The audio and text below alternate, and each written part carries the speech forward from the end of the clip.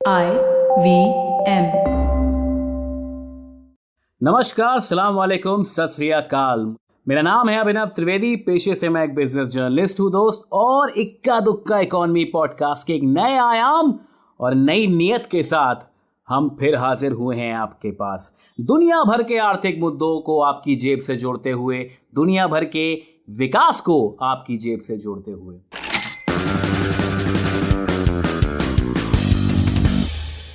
और दोस्तों, आज का जो मुद्दा है उसको आमतौर पर फाइनेंशियल लिटरेसी या फिर फाइनेंशियल इंडिपेंडेंस के साथ जोड़ा नहीं जाता है। आपको जान करके हैरानी होगी इस मुद्दे के बारे में। इस मुद्दे का नाम है साइबर सिक्योरिटी। अगर आप कोई भी आईटी डिवाइस यूज़ करते हैं, चाहे वो लैपटॉप हो, चाहे वो फ़ोन हो, चाहे वो आपकी किसी वेबसाइट का एक्सेस हो, या फिर ऑनलाइन बैंकिंग हो, क्रेडिट कार्ड, डेबिट कार्ड का यूसेज हो, तो आप आईटी वर्ल्ड की दुनिया में एक्सपोज्ड हैं। और क्योंकि आप एक्सपोज्ड हैं तो आप, जाहिर सी बात है, एक्सपोज्ड हैं हैक्स को लेकर के भी, अटैक्स को लेकर के भी।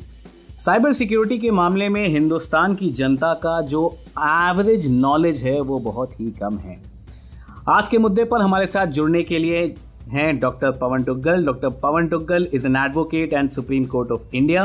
He is also the chairman of international commission on cyber security law.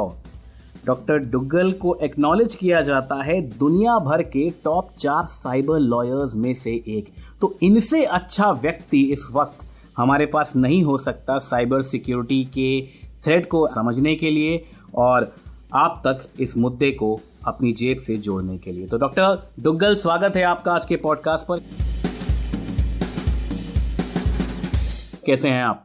बिल्कुल बढ़िया। फर्स्ट एंड फॉरमोस्ट धन्यवाद आपका कि आपने मुझे आमंत्रित किया, and it's a pleasure to be a part of your podcast. और बहुत अच्छा लग रहा है आपसे, आपके श्रोताओं के साथ बातचीत करके। जी, we are also more than excited to have you on our podcast.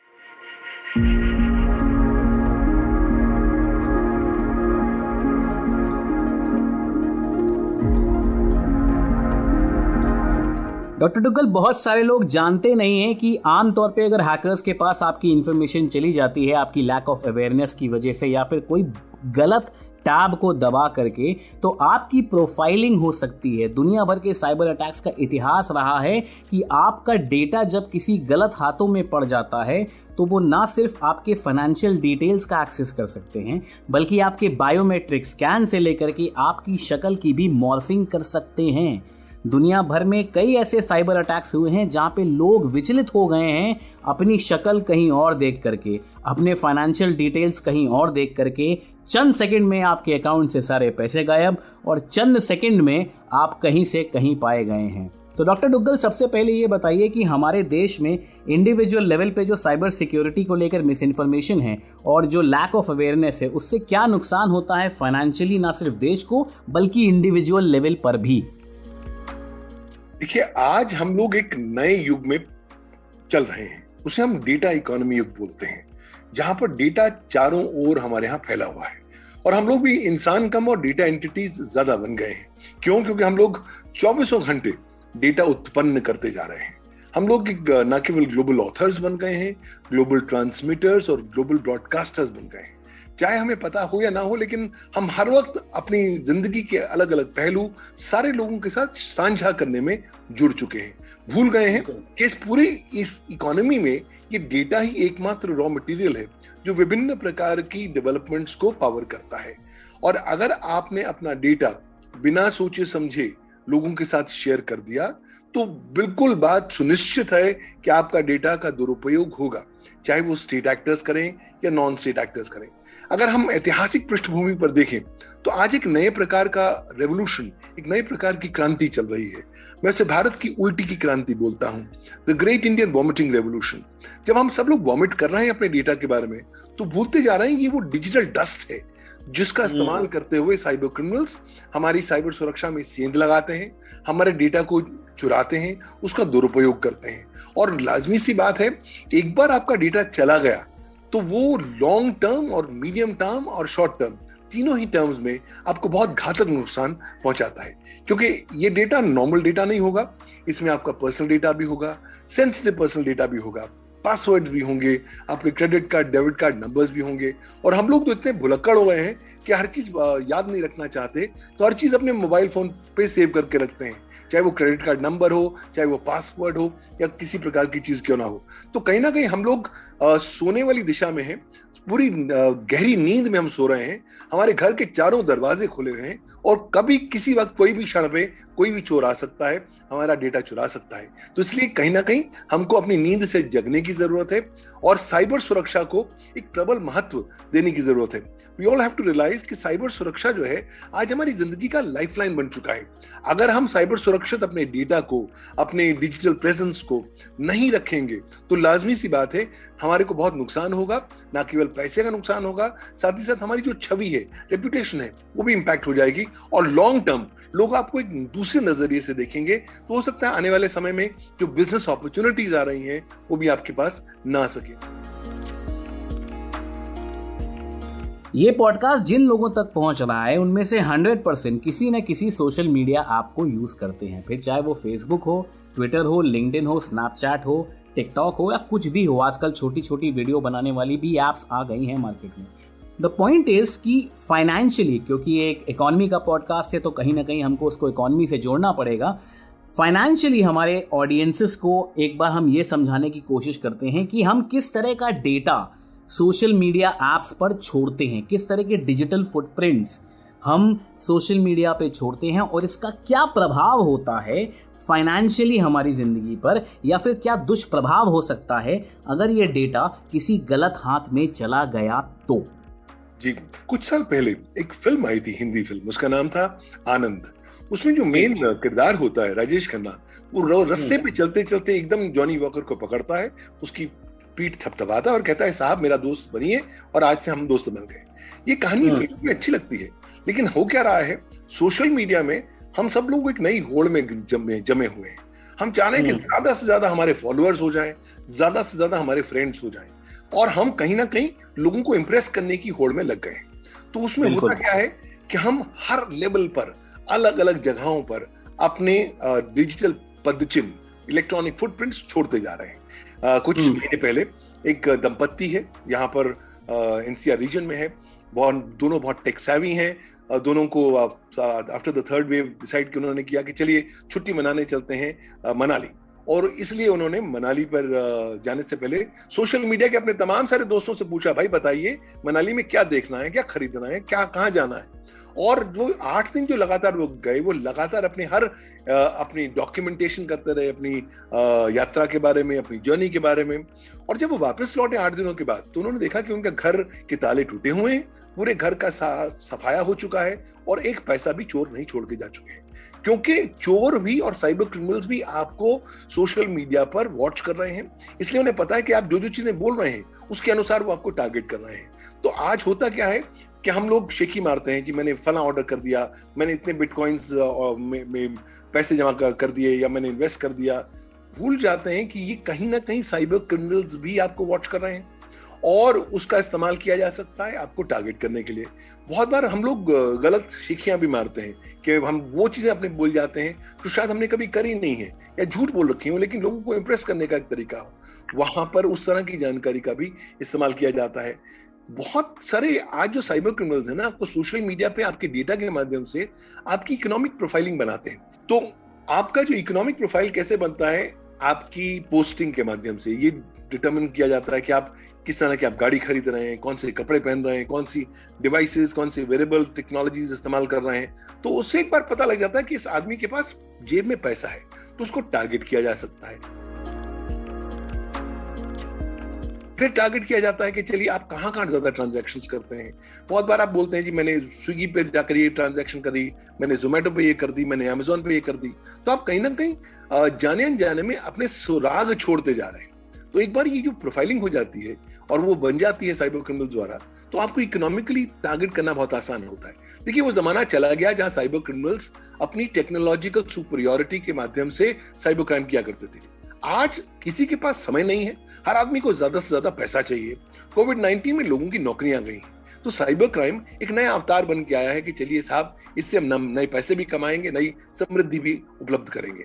तो अब अगर आपने केयरफुल ना होने का बीड़ा ठान लिया है। तो लाजमी सी बात है, आपकी हर पोस्ट जो सोशल मीडिया पर होगी उसका इकोनॉमिक एनालिसिस होकर आपको इकोनॉमिक क्राइम के माध्यम से टारगेट किया जाएगा, आपके अकाउंट से पैसे निकलवाए जाएंगे, आपको फिशिंग कॉल्स का टारगेट बनाया जाएगा, आपको कॉल्स आएंगे कि फला लिंक पर आप क्लिक कर लीजिए केवाईसी नॉर्म्स को फॉलो करने के लिए, या फला बैंक से हम बोल रहे हैं। तो कहीं ना कहीं आपके विश्वास को जीतने का प्रयास किया जाएगा, और एक बार आप फिसल गए तो फिर आपका जितना पैसा अकाउंट में वो निकल जाएगा। मेरे अपने टीचर जिन्होंने मुझे स्कूल में इतिहास पढ़ाया था, उनका कुछ दिन पहले फोन आया था, क्योंकि बुजुर्ग हैं, 85 साल के हैं, उनके बैंक का फोन आ गया कि साहब ऐसा है, हमने आपके केवाईसी नॉर्म्स करने हैं, आप डिटेल्स दीजिए। इन्होंने डिटेल्स दे दिए बिना सोचे समझे, और अगले 3 मिनटों में 85,000 रुपए उनके अकाउंट में से निकल गए। आज लगभग 3 महीने हो गए हैं, लेकिन हम 85,000 रुपए वापस तो नहीं लेके आ पाए हैं। FIR दर्ज हुई है, लेकिन आगे बहुत लंबा संघर्ष है। तो देखिए, सोशल मीडिया आप बहुत ध्यान से रहिए। अगर आप जो भी इलेक्ट्रॉनिक फुटप्रिंट्स अपनी डिजिटल एक्टिविटीज, इलेक्ट्रॉनिक एक्टिविटीज को लेकर करेंगे, तो उसका इकोनॉमिक इंपैक्ट आपकी जिंदगी पर पड़ेगा।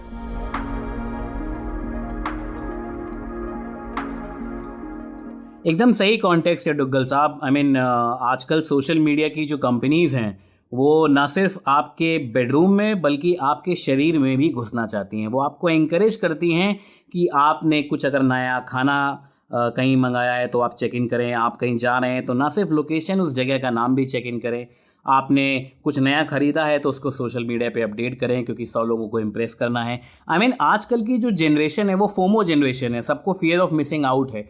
तो उसका फ़ायदा हमेशा साइबर सिक्योरिटी हैकर्स उठाते हैं, आपके इस फियर का। सोशल मीडिया के अलावा डुग्गल साहब कुछ और आयाम पे बात करते हैं, जो वेबसाइट्स होती हैं।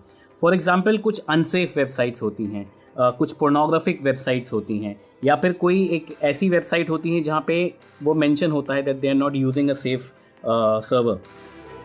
उस हालात में हमको किस तरह की वेबसाइट्स का एक्सेस करना चाहिए, क्योंकि वेबसाइट भी हमेशा कुकीज़ यूज़ करती हैं, और आप किसी भी रैंडम वेबसाइट पे जाते हैं तो उनकी टर्म्स एंड कंडीशंस होती हैं जो इतनी लंबी होती हैं, और आपके पास इतना टाइम नहीं होता है और आपको कंटेंट देखना या पढ़ना होता है, तो आप क्लिक कर देते हैं I agree.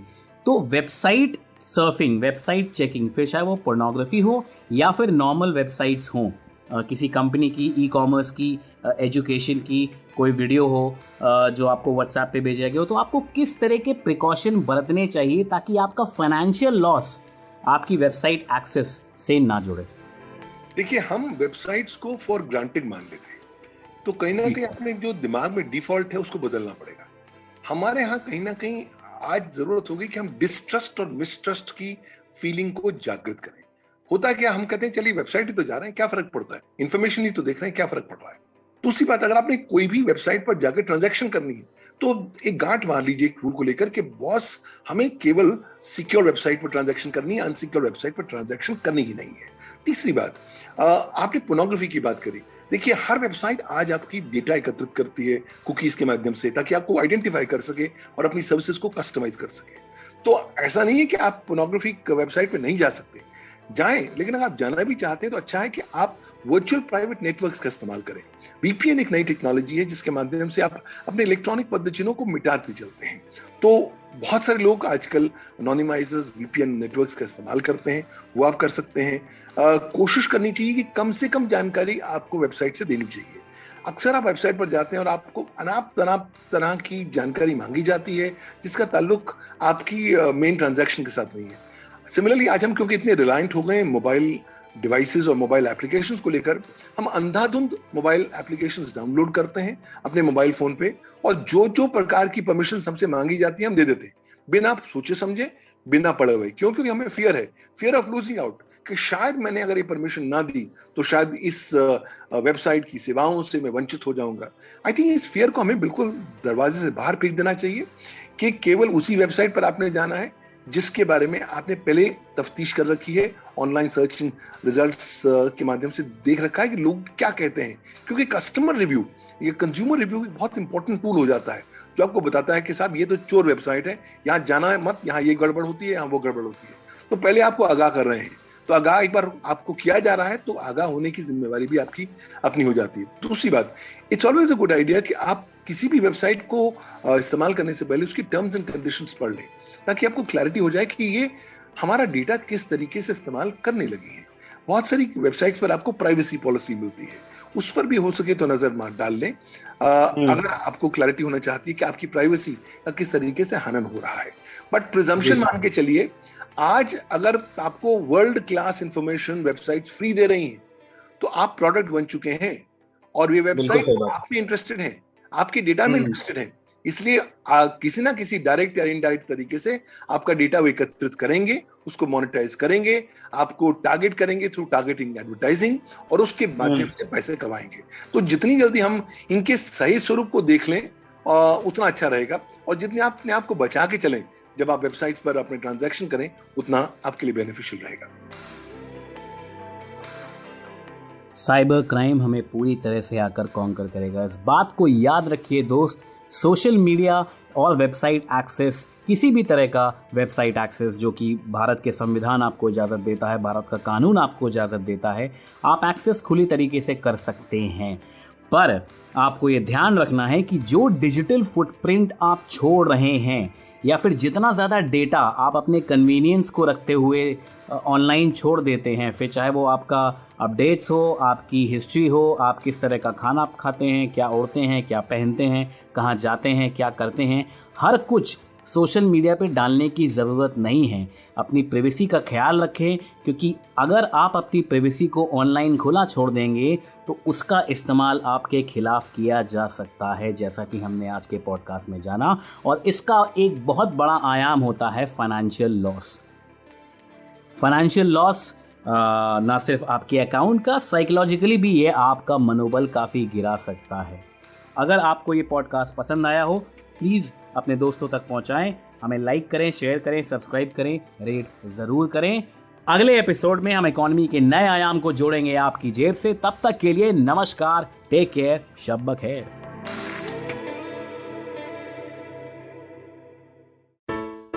Hello everyone, it's been another great week on the IVM Podcasts Network. On the Habit Coach podcast, we bring you a Pride Month special episode. Fertility specialist Dr. Yuvraj Jadeja talks to Ashton about safe queer sex practices. On the Filter Coffee podcast, Karthik speaks with Rahul Thappa, Managing Director of Naviga, on the watchmaker's craft. On Smarter with Sid, Siddharth ponders over how content creator PewDiePie manages to stay relevant. On Hansvani, a tribal woman takes a stand against her abusive husband in the story Var. And on Ek Chuski Finance, Priyanka highlights the importance of estate planning. We've got some exciting news for you. IVM Podcast has just launched its merch, and our first line is out now. Head to the IVM Podcast's website and click on the shop tab to check out our first collection of t-shirts. Do follow us on social media. We are IVM Podcasts on Twitter, Facebook, Instagram, and LinkedIn. And remember, if you're enjoying this show or any of our other shows for that matter, do tell a friend. Also, don't forget to rate us on any platforms that you're listening on. And you can also check us out on YouTube. We're also doing a small listener survey to better understand how you respond to our shows and advertising on the network. We would really appreciate if you could spare a few minutes to fill it. It helps us build better shows for you. And finally, we would like to thank our sponsors this week: Capgemini, Intel vPro, and Intel. Future Banao Wonderful with Intel-powered laptops. Namaste, this is Cyrus Brocha. I am part of the government cancel culture program to remove rubbish off all the different streams available. So what we have is all the collected rubbish we put together on our show. It's called Cyrus Says. It's on IVM Podcast. You have to watch it and listen to it. It's on our app. It's on our website. It's on the YouTube channel. It's on Facebook. There are many different ways. Don't bother me and ask me how. You have to find out. We talk to different personalities. Many of them are known. Some are just people we meet downstairs and invite them up for chai. But the point is, it's fun and it's very therapeutic. So please join in and listen to Cyrus Says.